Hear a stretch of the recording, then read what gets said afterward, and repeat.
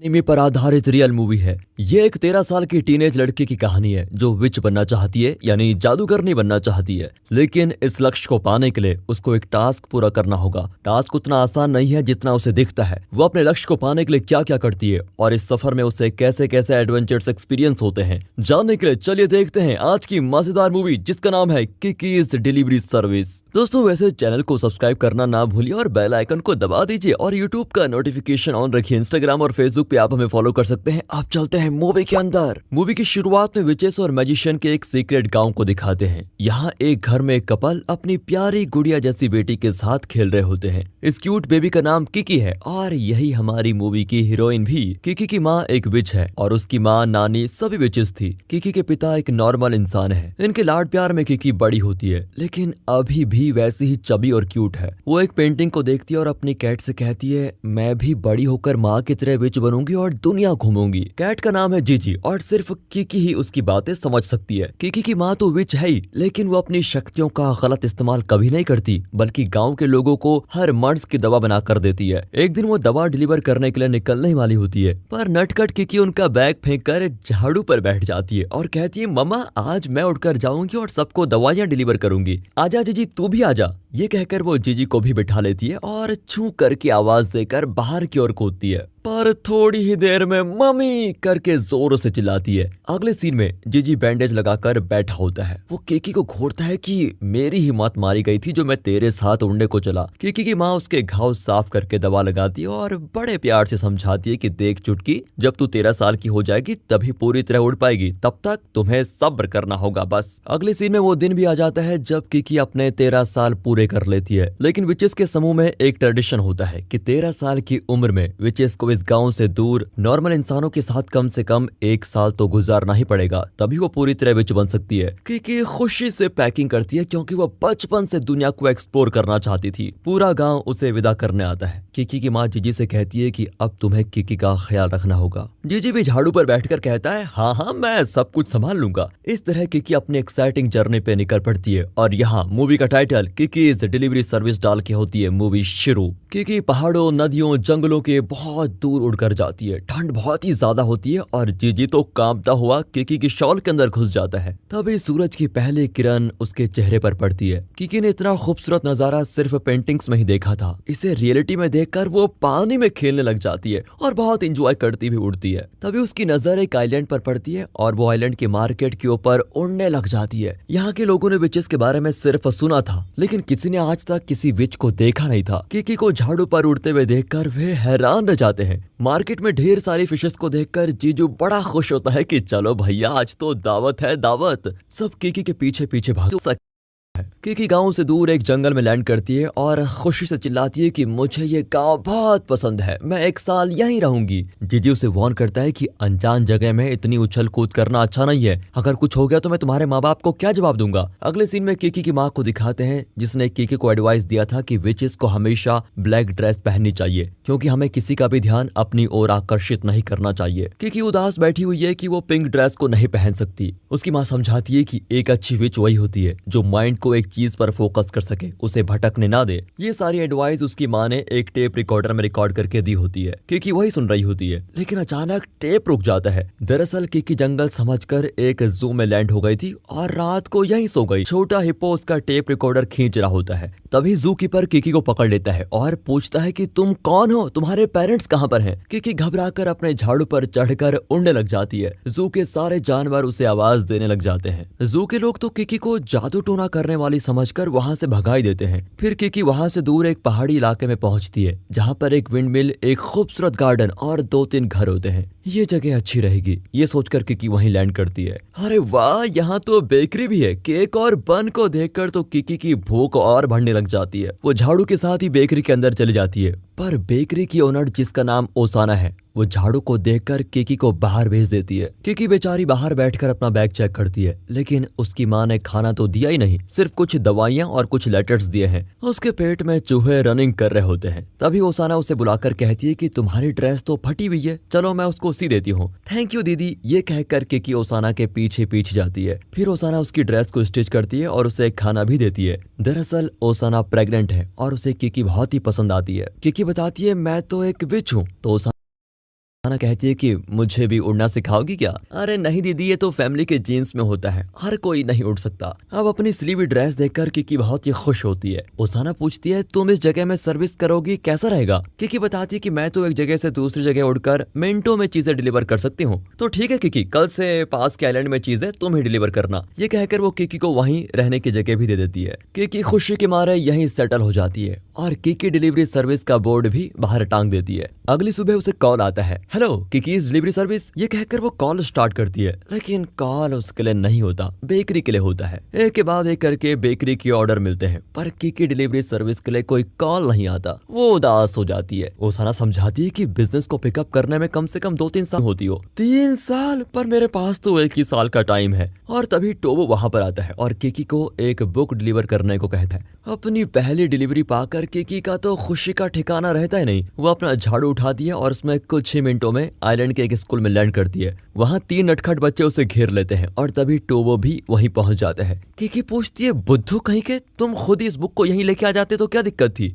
Actually हम देखना चाहते थे कि तुम कैसे उड़ती हो और कितनी तेज उड़ती हो। ये सुनकर किकी फिर उदास हो जाती है। वो तो डिलीवरी के पैसे भी नहीं लेती और वहां से उड़ जाती है। रास्ते में एक औरत उसे अपने काम के लिए बुलाती है। किकी फिर खुश होकर उसके पीछे जाती है। वो औरत एक लॉन्ड्री चलाती है और उसका ड्रायर खराब हो गया है। वो किकी को उसकी मैजिक पावर्स यूज करके उसे रिपेयर करने को कहती है। किकी कहती है, सॉरी आंटी, मैं सिर्फ उड़कर चीजें डिलीवर कर सकती हूँ, इसे मैं ठीक नहीं कर सकती। तब उस औरत को कुछ सोचता है और वो किसी को बाहर लेके जाती है। फिर उसके झाड़ू के साथ रस्सी बांधकर उस पर अपने कपड़े सुखाती है। किकी उड़ती है तो कपड़े भी तेजी से हवा में जल्दी से सूख जाते हैं। अरे वाह, पैसे कमाने का ये आइडिया तो बुरा भी नहीं है। ये सोचकर किकी इस काम को बहुत इंजॉय करती है और दूर दूर तक उड़ने लग जाती है। ये नजारा देखकर तो गांव के लोग एकदम हैरान हो जाते हैं और लॉन्ड्री में कपड़े सुखाने के लिए भीड़ जमा हो जाती है। लॉन्ड्री की ओनर कहती है, ये कपड़े सुखाने का काम नहीं करती बल्कि डिलीवरी सर्विस भी चलाती है। इस तरह किकी की कंपनी को पब्लिसिटी मिल जाती है और गाँव के लोग उसकी सर्विस को यूज करने लग जाते हैं।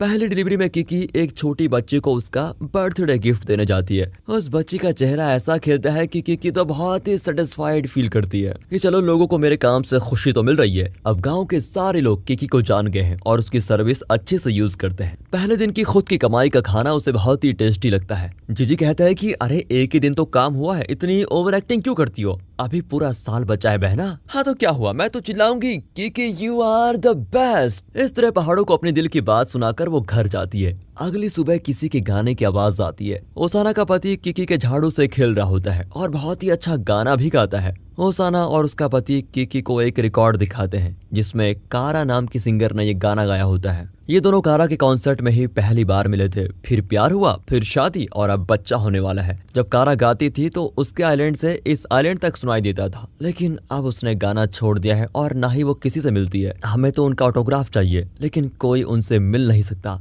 अब किकी आइडिया देती है कि आप उनके लिए कोई स्पेशल बेकरी आइटम बनाकर रखिए, उसे मैं डिलीवर करके आऊंगी और ऑटोग्राफ भी लेके आऊंगी। ये सुनकर तो ओसाना एकदम खुश हो जाती है। तभी वो शैतान बच्चे जिन्होंने किकी को सताया था वे उसका झाड़ू लेकर भागते हैं। ओसाना किकी को साइकिल में उन्हें चेज करने को कहती है, पर अपनी किकी तो सिर्फ झाड़ू पर उड़ना जानती है, साइकिल को कैसे उड़ाएगी बेचारी। अब वो बच्चों को पैदल ही चेज करती है। दोनों छोटी छोटी गलियों में एंटर करके भागते हैं और किकी उन्हें पकड़ नहीं पाती। फिर आखिर में जीजी उन पर अटैक करके उन्हें रोक लेता है। दरअसल ये टोबो की जगह है। इतने में किकी भी वहाँ पहुँच जाती है। वो टोबो को डांटती है कि आखिर तुम लोगों की प्रॉब्लम क्या है? उस दिन तो झूठ बोलकर मुझे बुला लिया कि बुक डिलीवर करनी है, आज मेरा झाड़ू उठा लेके आए। टोबो कहता है कि हमें देखना है कि ये झाड़ू कैसे काम करता है। लो ये देख लो, ये कहकर किकी झाड़ू देती है। लेकिन ये उड़ता कैसे है? किकी बताती है कि ये मैजिक से उड़ता है। मैजिक शब्द सुनकर टोबो को तो गुस्सा ही आता है। किकी देखती है कि टोबो एक साइंटिस्ट है और उसे मैजिक वैजिक में बिल्कुल भी विश्वास नहीं, पर वो भी उड़ने की मशीन बना रहा होता है। किकी उसकी लैब देखना चाहती है, लेकिन वो किकी को धक्का दे देता है। किकी फिर उसको डांट कर चली जाती है। अब वो सिंगर कारा के घर पहुंचती है।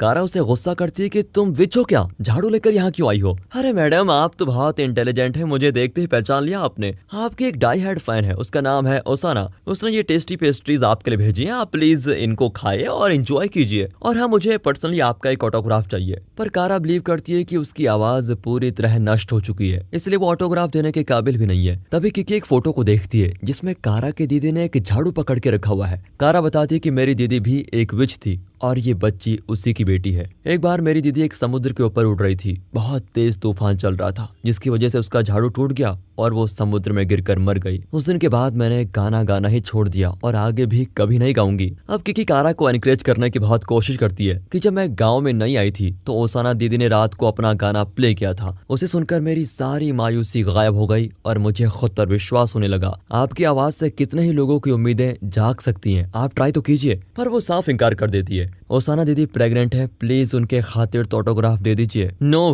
गेट आउट, ये करके कारा चिल्ला देती है। अब किकी बेचारी घर जा रही होती है। तभी एक रेडियो में बताते हैं कि जू में शेर के बच्चे ने बेबी हिप्पो की पूंछ को चबा लिया और वो दर्द से तड़प रहा है। पर बीच बीच में जू कीपर माइक छीनकर कहता है कि जब से वो विच आई है तब से जानवर एकदम जानवर बन गए हैं। अरे पागल आदमी, जानवर जानवर नहीं बनेंगे तो और क्या बनेंगे? लेकिन वो बाज नहीं आता। किकी गुस्से में रेडियो ऑफ कर देती है कि इसमें मेरी क्या गलती है। तब उसको एक नई कस्टमर मिलती है जिसका नाम है साकी। वो किकी को एक लेटर देती है और उसे पार्क में अपने 3 फ्रेंड्स को डिलीवर करने को कहती है। किकी खुश होकर तुरंत लेटर ले जाकर डिलीवर करती है। लेकिन ब्लैक एनवलप देखकर लड़कियां डर डर कर भागती हैं कि विच शाप देने आई है। सब किकी को घूरते हैं तो उसे बहुत बुरा लगता है कि ये लोग मेरे साथ ऐसा बर्ताव क्यों कर रहे हैं। तभी साकी आकर उसे डिलीवरी के पैसे देती है पर किकी इंकार करती है। साकी रिवील करती है कि वो लड़कियां मेरी फ्रेंड्स नहीं है, वो तीनों मुझे बुली करती थी, इसलिए मैंने उन्हें डराया था कि कल एक विच तुम्हें लेटर डिलीवर करेगी और तब तुम तीनों मर जाओगी। अब किकी बहुत दुखी होती है कि साकी ने अपना बदला चुकाने के लिए पूरे गाँव के सामने किकी की इंसल्ट करवा दी। किकी समझ जाती है कि इंसानों के बीच रहना कितना मुश्किल है। वो घर आती है तो एक औरत ओसाना से बहस कर रही होती है कि ये गुड़िया विच ने डिलीवर की थी, इसमें भी उसी का शाप होगा। किकी देखती है कि उसकी डिलीवर की हुई हर चीजें उसे रिटर्न की जा चुकी हैं क्योंकि लोगों को डर है कि उन्हें किकी का शाप लगेगा। ये देखकर तो किकी का दिल ही टूट जाता है और वो अपने कमरे में जाकर बहुत रोती है। वो बहुत ही इंसल्टेड फील करती है कि इस गांव में कोई मुझ पर विश्वास करता ही नहीं। तब ओसाना उसको एक डिलीवरी देती है कि मैं तुम पर विश्वास करती हूँ, प्लीज मेरा काम कर दो। अब किकी ओसाना का आइटम लेके जाती है पर रास्ते में उसका झाड़ू ठीक दिशा में नहीं उड़ता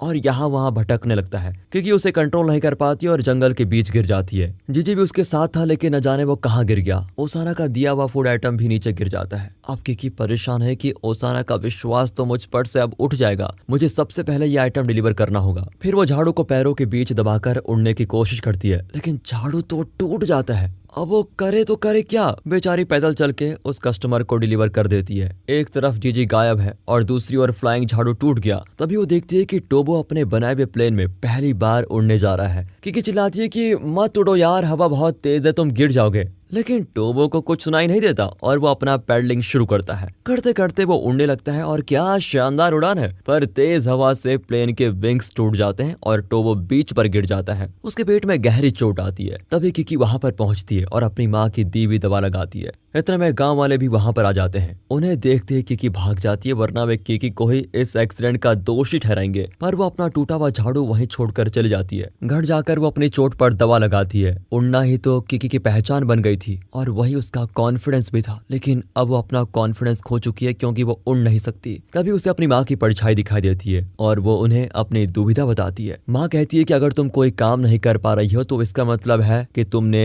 जी जान से कोशिश नहीं की और उड़ने की शक्ति या जादुई झाड़ू ये सब तुम्हारी पहचान नहीं, तुम्हारी असली पहचान तुम्हारे अंदर है, तुम उसे समझो बेटा, तभी तुम एक अच्छी विच बन पाओगी। पर चाहे कुछ भी हो जाए अपने चेहरे की स्माइल कभी मत खोना। और तभी खिड़की पर जीजी की आवाज आती है। किकी बड़ी खुश होती है कि चलो कुछ तो अच्छा हुआ। पर वो ओसाना को अलविदा कहकर निकलने ही वाली होती है। तभी वहां पर टोबो आ जाता है। वो किकी का टूटा हुआ झाड़ू फिक्स करके लाया होता है। किकी उससे उसके घाव के बारे में पूछती है तो वो बताता है कि तुमने जो दवा लगाई उससे मेरी चोट तो झट से ठीक हो गई। डॉक्टर्स तो खुद हैरान रह गए। हाँ, वो मेरी माँ की बनाई हुई दवा है और मेरी माँ एक सुपर विच है। टोबो उसे थैंक यू कहता है और किकी को उससे बात करके थोड़ा अच्छा लगता है। टोबो बताता है कि मुझे उड़ने का बहुत शौक है। मेरी पहली उड़ान सिर्फ कुछ ही सेकंड्स की थी लेकिन वो मेरी लाइफ की सबसे यादगार सेकंड्स थे और मेरी इंस्पिरेशन तुम हो। तुम्हें देखकर मुझे पता चला कि उड़ने में कितना मजा है। पर किकी मायूस है कि अब मैं उड़ नहीं सकती, मुझे उड़ने के अलावा तो कुछ आता ही नहीं, मैं तो एकदम यूजलेस हो गई हूँ। तब टोबो उसे खींच कर लेके जाता है और अपनी साइकिल पर बैठने को कहता है। फिर वो उसे साइकिल चलाना सिखाता है। पहले तो वो पीछे से साइकिल को पकड़ता है लेकिन कुछ ही देर में किकी बिना किसी सपोर्ट के खुद ही चलाने लग जाती है। हाँ, मुझे साइकिल चलाना आ गया, मुझे आ गया, मजा आ गया, ये कहकर किकी एकदम मजे से चिल्लाती है। तब टोबो उसे समझाता है कि लाइफ में ऐसा कुछ नहीं है जो नहीं हो सकता, आइंदा कभी क्विट मत करना, समझी। उसी शाम ओसाना किकी को बताती है कि जू में तुम्हारी मदद की जरूरत है। पर किकी कहती है मैं किसी काम की नहीं हूँ, सच बताऊं तो। ओसाना फिर उसको थोड़े बंस देकर तुरंत जाने को कहती है, वरना बेबी हिप्पो की जान खतरे में आ जाएगी। क्योंकि अपना रिपेयर किया हुआ झाड़ू लेकर जाती है और रास्ते भर उड़ने की बहुत कोशिश करती है, पर वो उड़ नहीं पाती और सारे बच्चे उसे बेकार